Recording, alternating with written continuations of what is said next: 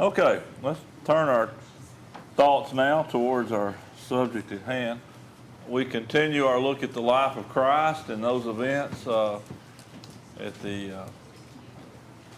his arrest and his trials. We've been looking now, this is our second week, looking at the Roman trial of Jesus. Now the events we're looking at tonight is Jesus is being condemned, being scourged, and being mocked and humiliated.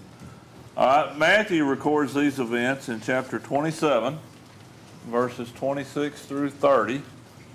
Mark records this in chapter 15, verses 15 through 19, and we'll use that tonight. We'll use Mark's account.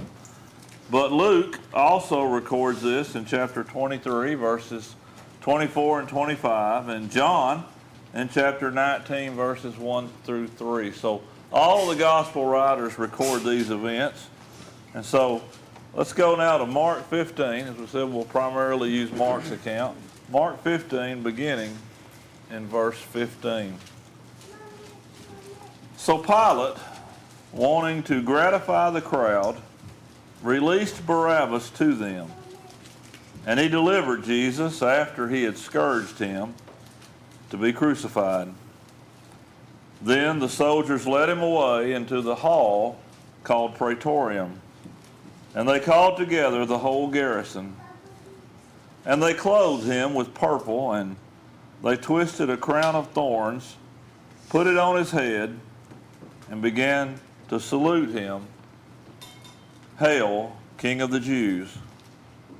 Then they struck him on the head with a reed and spat on him. Bowing the knee, they worshipped him. Now, of course, that was done in mockery. But now as we think about the setting here now, Jesus, he's already undergone trials at the hands of the Jews and the Romans. Think about it now. After they arrested him and led him away from the Garden of Gethsemane. You know, and we keep going back over this each time because it really needs to be in our heads just how much he went through and how farcical, is that a word? The whole thing was. And so there had been that preliminary hearing before Annas, the priest. Then there had been the illegal midnight trial before Caiaphas. And then that following morning, Jesus was then paraded before the Sanhedrin court in their feeble attempt to make what they were doing legitimate. He had been sent to Pilate, the Roman governor, after the Jews were finished with him at the moment. He had also been brought, Pilate tried to pass him off, and he was brought before Herod, the tetrarch over Galilee. And so after Herod had dealt with him, he's sent back once again to Pilate. And so what we want to look at tonight then are the events that take place after Jesus has been returned back to Pilate. So we see Jesus now going to be condemned. He is scourged, he is mocked. And in our text there in Mark 15, now let's go back to verse 15. So Pilate, wanting to gratify the crowd, released Barabbas to them, and he delivered Jesus, after he had scourged him, to be crucified. And so, when we think about now these actions, what about Pilate? What does this tell us when we look at verse 15? You know, what does that really reveal to us about the character of Pilate? He just wanted to please the people. He was wanting to please the people. Jared said the same thing. Greedy and empowered. Absolutely. Greedy, powerful. Well, he was also in fear of his own position, because if he didn't please the people, he was only there at the behest of the Roman government, and the only way that he could keep his position is if there was no civil unrest. And so by keeping the crowd pleased, he was keeping himself in power. Yeah. And I mean, they went through governors like there was nothing in the Roman Empire. So That was really more important to him than anything, wasn't it? that was it. You know, what he's showing here in these events is he's more concerned about the politics of the moment than real justice. And so, in fear of the crowd, then, you know, he releases Barabbas. Now, what kind of man is Barabbas? I mean, he was a bad dude. He was about as evil as it could get. And actually, in history, it shows that he was a revolutionary. He was one of the people who were actually trying to overthrow the Roman government. So he was really releasing someone that they really wanted to keep and kill. And Think about it. Jesus. Did Jesus present any threat to the Roman government? No. In fact, what did Jesus tell his disciples to do? give Caesar what is Be good citizens. Yeah. He's so scared of them, though, and releasing Barabbas, he's releasing somebody with great potential to do harm to Rome. But it just shows, you know, where their minds are at this time.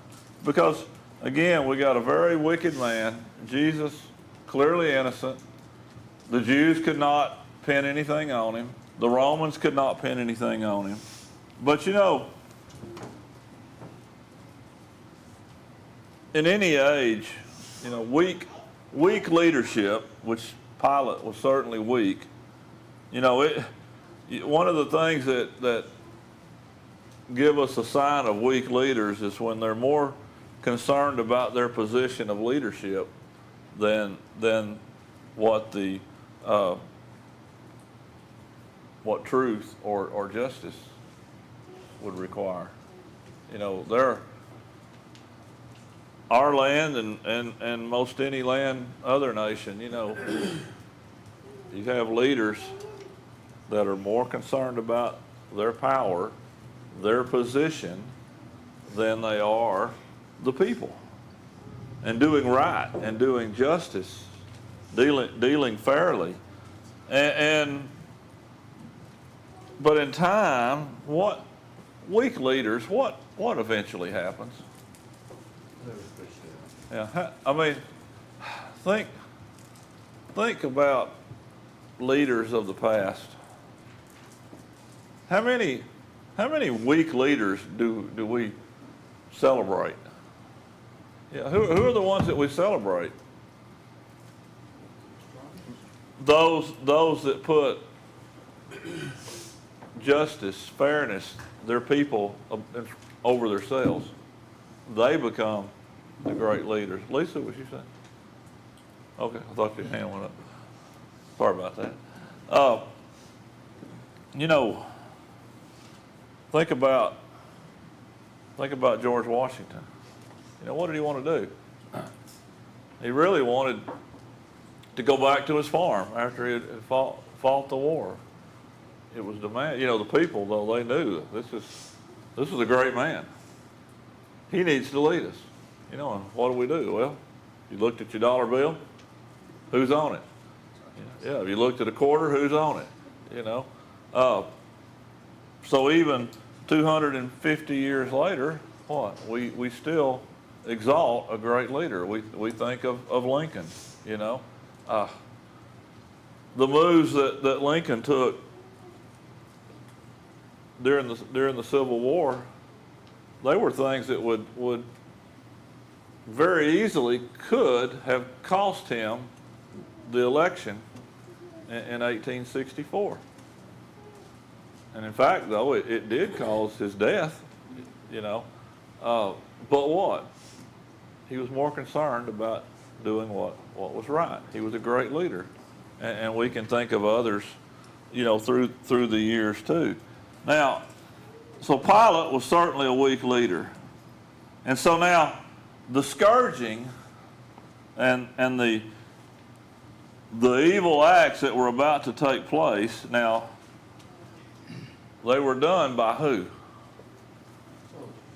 By the soldiers, the Roman soldiers, who but by doing that, what does it make them? Complicit in it. It makes them a part of it, doesn't it? Again, what if a soldier's given an order to kill some innocent civilians standing over here? What is a good soldier to do? Kill them. A good soldier follows orders. Okay. Well, how far do you take that? Or will you violate God? Will you give your soul to do that? Well, I'm not a soldier. I'm a bad soldier. Johnny, chime in. It got kind of messed up where I was. Gray area. And some that did that, and they were later tried and sentenced for it. And even in my own lieutenant, we had a lieutenant named LaValle. We were out in the middle of nowhere, not supposed to be any friendly or enemy people there, just us. And we got up that morning, I had not walked as far as from here to you from where I slept the night before. We got a Kit Carson scout killed a woodcutter. And we kind of picking at our lieutenant about how close his name sounded to Kelly's, so, but it does happen, It will. especially if we're in the wrong place at the wrong time. Right, and there are those accidental things, but you're not ever going to intentionally, with fault, do evil. Now, they're in agreement, but they're following those Roman soldiers that do this. Yes, they're complicit by following their instruction, but who does this really fall back on? Who gave the order? Pilate. Now, as we said, highly unlikely that Pilate did it himself. He may have took part. We can't say he didn't, but it's highly unlikely. But he gave the order.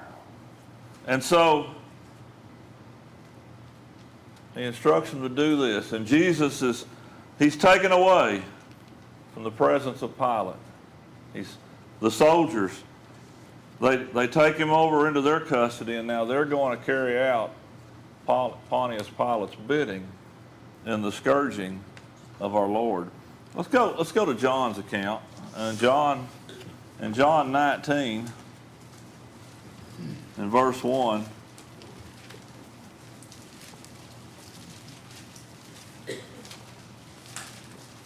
So then Pilate took Jesus and scourged him. Now, how do we take that?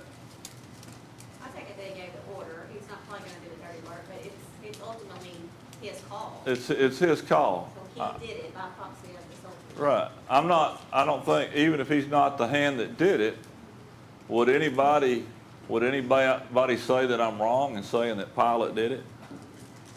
That he took him and had him scourged, Jesse? Same scenario as Saul, stoned Yeah. Actually stoned him, but he was there. And he was complicit to it. So his men are ordered to do it. And so the scourging, let's talk about the scourging for a minute. And I don't know I don't know how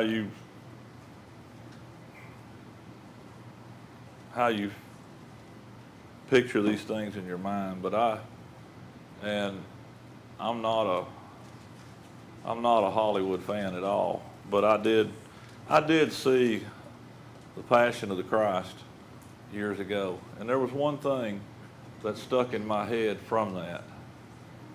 There were parts of it, that it was out there, but the depiction of the scourging, it made me sick at my stomach. I was literally sick as I watched that. And and the reality was, as bad as they made it, it can't equal what it really was. Because the whole time I know that, well, that's actors, he's not, but to actually go through that, endure it. Now, if you're not really familiar with it, or it's kind of new to you, the way a scourging was taken, the convicted man would be taken, and he would be tied to a post tall enough that it would keep him up on his, at least up from his knees up, or somewhat in a standing position. He couldn't go all the way to the ground.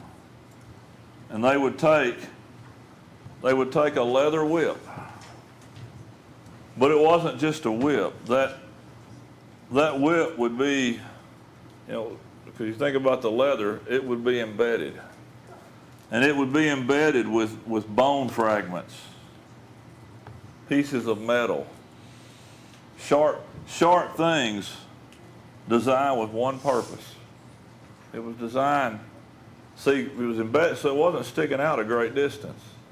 So it was designed to tear the skin and to tear the soft tissue, because it would be put into the back with great force.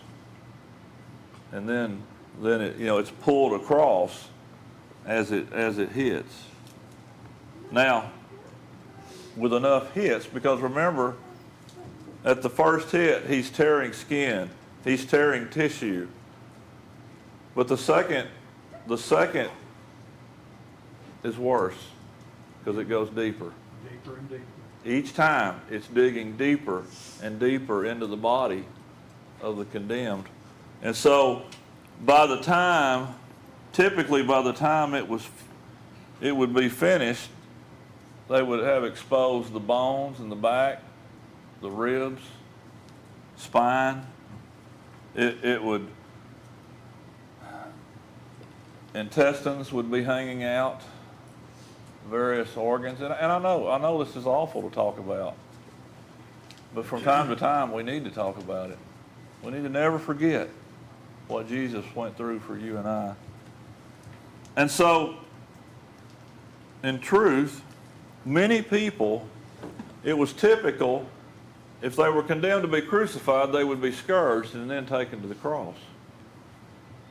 But many, history tells us, would never make it to the cross. They died from the scourging. And we'll see that Jesus's was worse than anybody previously had undergone. So, and going back up a little bit, going back to Mark, in verse 16, when he ordered this to be done, it says, "Then the soldiers led him away into the hall called Praetorium, and they called together the whole garrison." Now, as I was kind of going over that this weekend, it kind of struck me that they called the whole garrison. Now, I don't know how many soldiers were in this detachment, around for pilots, I guess you might say, it'd be what we would have soldiers we'd have in Washington, D.C.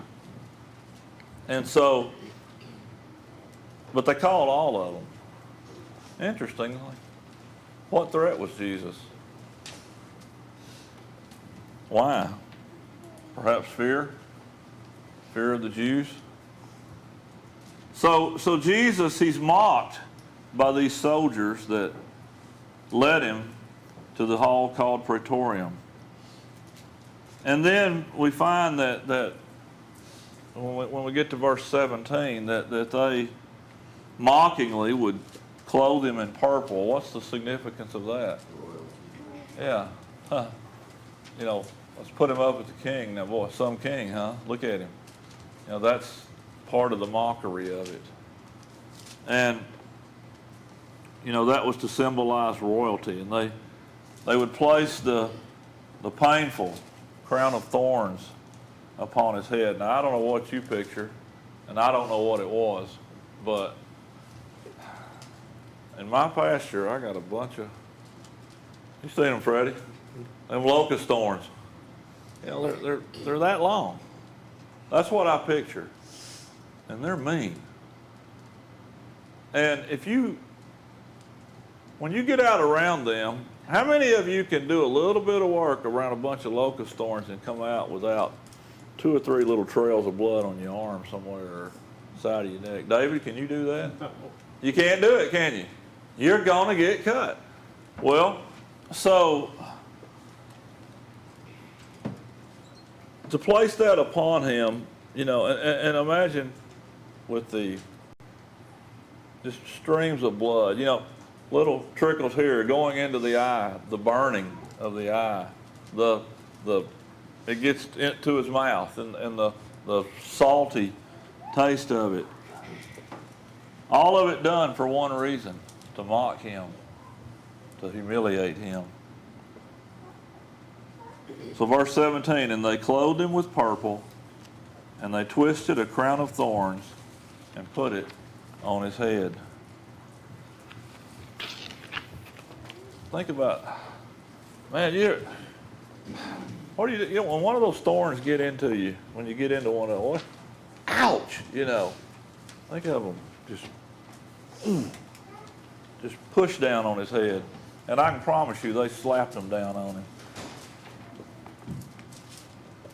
Verse 18, so all this is going on, and they begin to shout, and they begin to salute him, Hail, King of the Jews. But what type of saluting is this? It's a mockery. It's of derision. It's of anger. It's hatred when they call him this. In verse 19, then they struck him on the head with a reed and spat on him, and bowing the knee, they worshipped him. So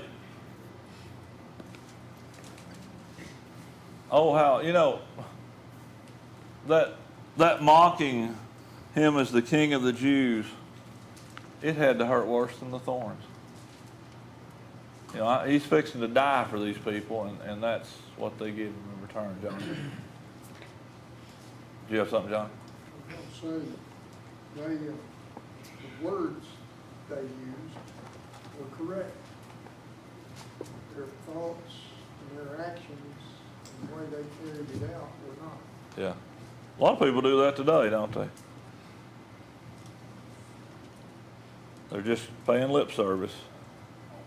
Chris, But the heart is far from it, Kyle. I went and saw Passion, and I can remember things, oh, this and that about it, but it didn't matter to me. I wanted to see it. I saw it with my wife, and we went home, and I woke up.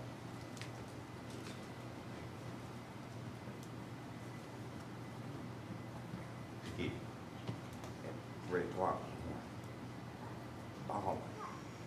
I mean, seriously, I've never cried like that before in my life. And my wife said, what's wrong? And I said, I was dreaming about it. And I agree with you. If you've never seen it, you should see. I didn't know what scourging was. It was just a word to me. And I was raised in church. I heard it about time. Yeah. But I tell you what, when I left, I knew what it meant then. Yeah. And I think you're a lot of people have a pretty good idea about the crucifixion, but a lot of people really don't understand the scourging. I did, but I mean, it really, she said, are you all right? I said, I don't know. I've never had that happen to me. Yeah. Yeah. But, you know, and I don't know if it was dead on accurate, but I'm sure it could have been worse, but I would stake anything on it, it wasn't anything. It gave a picture. It gave a picture. So, you know, they strike him on the head with a reed. They spit upon him. And you know, in most any culture is not spitting upon someone about the greatest insult that you can heap. And in fact, when you spit upon somebody, you better be careful, or you may be fixing to get your teeth handed to you in a platter. You know, you just don't do that. And so they pretend to offer worship to him. And verse 20, you know, when you look at verse 20, it points out too that they stripped him. They stripped him, and they put his clothes back on him after humiliating him. You know, there was no length to what they might go. And so we've talked each time, you know, this is the greatest injustice that man has ever seen. We've seen some doozies, but none even begin to compare to this. And it continues to get worse by the hour. We've seen fraudulent trials. We've seen unmerciful beatings, humiliations, and yet still the cross lays ahead for Jesus. You know, what man would, after enduring all of this, still be willing to go to the cross? Only one. The injustice that's being carried out is clear for anyone to see. You know, the charges brought against Jesus, they were false. The physical abuse of Jesus is clearly unlawful, but yet it continues. And then this puppet governor, installed by the Roman emperor, one Pontius Pilate, was a coward. And he gave in to a crowd because he feared the crowd more than he loved justice. But, you know, as bad as it's through all of this, we must never forget that it was our Father God who in his great providence had declared these things to happen centuries before this day would occur. God knew it was coming. Jesus knew it was coming before he left glory. He knew it the whole time that he walked on the earth. He knew this was coming, David. But he still had to live through it. He had to feel the pain, the humiliation. I mean, he couldn't escape it. He knew it had to take place. And you know, when we just it's really more than our mind can grasp. It's more than we can really grasp. Jesus, though, go back to chapter 8. Jesus had acknowledged that every bit of this was the will. It was the plan of God. In chapter 8, let's go back to verse 31. And he began to teach them that the Son of Man must suffer many things. Now keep this in mind of where we're at right now reading in chapter 15. And be rejected by the elders and chief priests and scribes, and be killed. And after 3 days rise again. He spoke this word openly. Then Peter took him aside and began to rebuke him. But when he had turned around and looked at his disciples, he rebuked Peter, saying, "Get behind me, Satan, for you are not mindful of the things of God, but the things of men." You know, Peter meant well here. But this was God's plan. Peter didn't understand it, but that was Peter's problem. This was the will of God, and Jesus was going to carry it out. In chapter 14, in verse 36, we go back to the garden. Moments before all of this had taken place. Just a second, Jesse. And he said, Abba, Father, all things are possible for you. Take this cup away from me. Nevertheless, not what I will, but what you will. 100% submission to the will of God. Jesse? Just thinking about, we were just talking about him, Noah, whenever he came down from glory in the first place, he knew in the entire existence of his life on this earth what he was going to have to go through. And I think if any of us knew things like that, how much we would worry about that and be anxious about that. But that just shows how strong not only Jesus was in physical form, physically, but even just emotionally. I think that's great encouragement to us. The foreknowledge was the most bitter pill of all, I would think. And so Jesus knew. He didn't want to have to go through it. He said, Father, take this cup away from me. But can we pray like Jesus prayed? Not what I will, but what you will. And when Peter and the other apostles would be given understanding later, as we jump forward to the day of Pentecost, go to Acts chapter 2. Look at what Peter would preach on that day that the church would come into existence. In Acts 2, beginning in verse 22. Men of Israel, hear these words. Jesus of Nazareth, a man attested by God to you by miracles, wonders, and signs, which God did through him in your midst, as you yourselves also know. Him being delivered by the determined purpose and foreknowledge of God. This was God's plan. And he pointed to them. These are the ones. These were the people that had been there for the death of Jesus. These were the ones that had shouted, crucify him, crucify him. And what's Peter tell them? You have taken by lawless hands, have crucified and put to death, whom God raised up, having loosed the pains of death, because it was not possible that he should be held by it. All of these events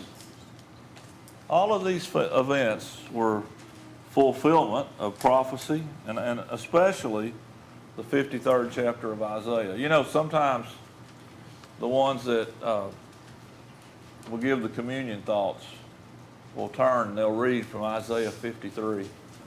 And so, thinking about these, let's go to Isaiah 53. And I want to read that chapter. But let's think about Mark 15 coming to pass as we read it. Isaiah 53. Who has believed our report? And to whom has the arm of the Lord been revealed? For he shall grow up before him as a tender plant, and as a root out of dry ground. He has no form or comeliness. And when we see him, there is no beauty that we should desire him. He is despised and rejected by men, a man of sorrows, acquainted with grief. And we hid, as it were, our faces from him. He was despised, and we did not esteem. Surely he has borne our griefs and has carried our sorrows. Yet we esteemed him stricken, smitten by God and afflicted. But he was wounded for our transgressions. He was bruised for our iniquities. The chastisement for our peace was upon him, and by his stripes we are healed. All we like sheep have gone astray. We have turned every one to his own way, and the Lord has laid on him the iniquity of us all. He was oppressed and he was afflicted, yet he opened not his mouth. He was led as a lamb to the slaughter, and as a sheep before its shearers is silent, so he opened not his mouth. He was taken from prison and from judgment, and who will declare his generation? For he was cut off from the land of the living.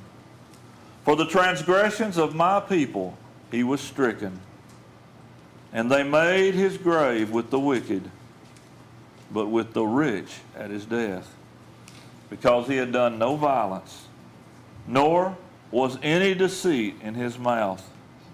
Yet it pleased the Lord to bruise him. He has put him to grief. When you make his soul an offering for sin, he shall see his seed, he shall prolong his days, and the pleasure of the Lord shall prosper in his hand. He shall see the labor of his soul and be satisfied. By his knowledge my righteous servant shall justify many, for he shall bear their iniquities. Therefore I will divide him a portion with the great, and he shall divide the spoil with the strong, because he poured out his soul unto death, and he was numbered with the transgressors, and he bore the sin of many, and made intercession for the transgressors. How can you read that and not be moved to tears?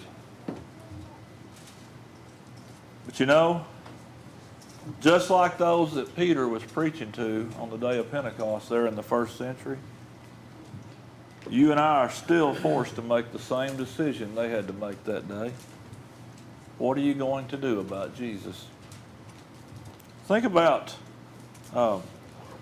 Wednesday night, Jared was going over some of this in the Bible study, and it really fits here. Let's go to Acts chapter 8.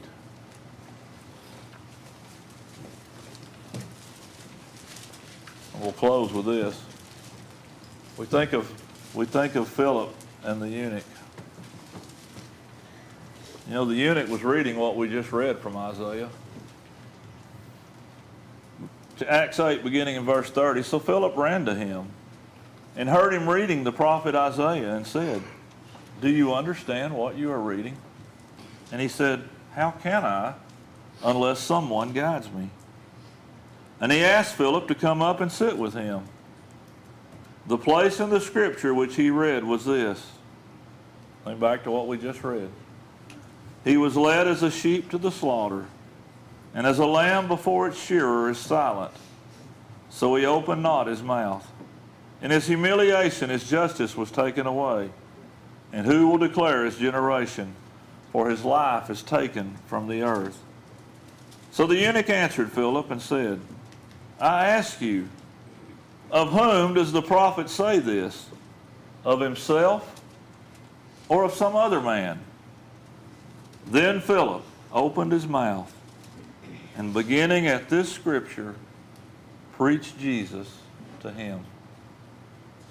Now as they went down the road, they came to water. And the eunuch said, See, here is water.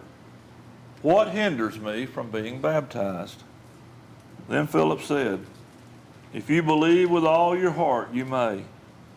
And he answered and said, I believe that Jesus Christ is the Son of God. So he commanded the chariot to stand still, and both Philip and the eunuch went down into the water, and he baptized him. You see, when he preached Jesus to him, he had preached the death, the burial, and the resurrection of Jesus Christ. To preach Jesus was to preach to him God's plan of salvation. If preaching Jesus did not include baptism, the eunuch would not have asked the question, what keeps me from being baptized? He would have had no way to know if that's not what Philip had just told him. And so when Philip told him these things, he was left then with a decision to make. What would he do about Jesus? Tonight, the question to each of us is, what will you do with Jesus? The Lord's invitation is open. If we can help you in any way this evening, if you're ready to make that step tonight, there's no greater time. We're here to help.